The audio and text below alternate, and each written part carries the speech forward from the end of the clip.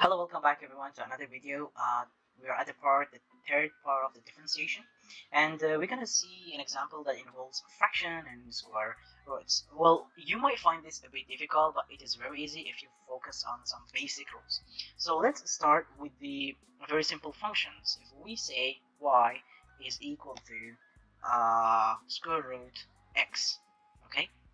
Well, if some of you think that, okay, so we can write this as y is equal to x, right? Which is correct. But how about if we want to say what is the radical x equal to? Okay, so we already have learned this in the school that any number to the square root, or let's say it's x, it's equal to x itself and the power here over 2. When there's nothing, I mean it's 2. So it is x 1 over 2, or x half. Alright? So it goes same thing here. Okay? So whenever you have a square root, always what you have to do is change it. Okay? So what you will have is x square plus 1. Okay? How much do you have a power here? 1. What's your power here? 3. So it will be 1 over 3. The next step that you should consider is that you remember that 4 over x, these all actually are algebras, so many students know. So whenever we sweep from a numerator to denominator, or from denominator to a numerator, their power changes. So if I want to bring x to the up, or numerator, I will have 4x to the power of negative 1. Why? Because here is positive 1, it will get negative 1.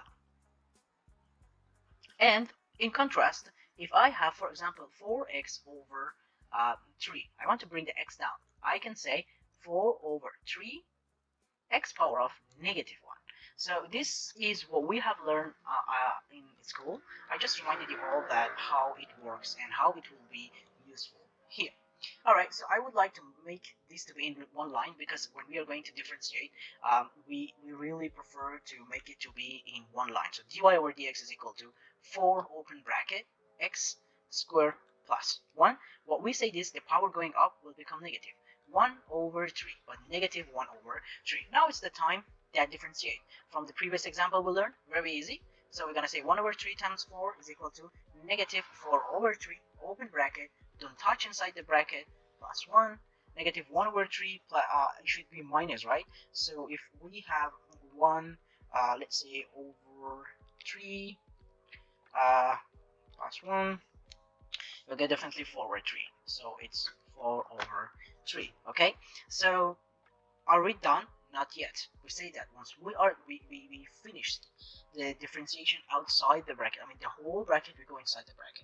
So we open bracket, how much is here? 2, bring it down, okay? How much is 2 minus 1? 1, so we just write 2x. Do we need to write down this? No, we need to write down, okay? And then just close the bracket. So just multiply this value by here.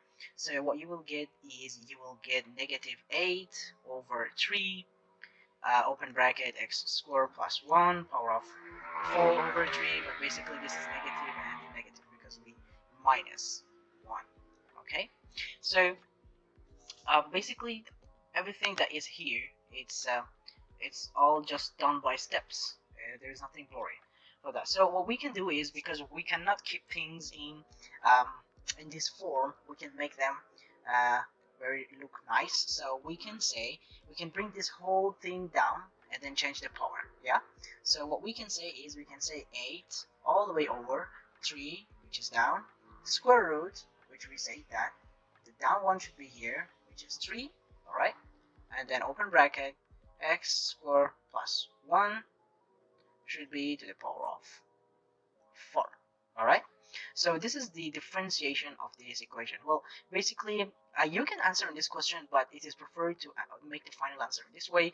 This looks nice, and also once you are solving, or you are replacing or substituting values by x, we can easily find the gradient of the tangents by this way.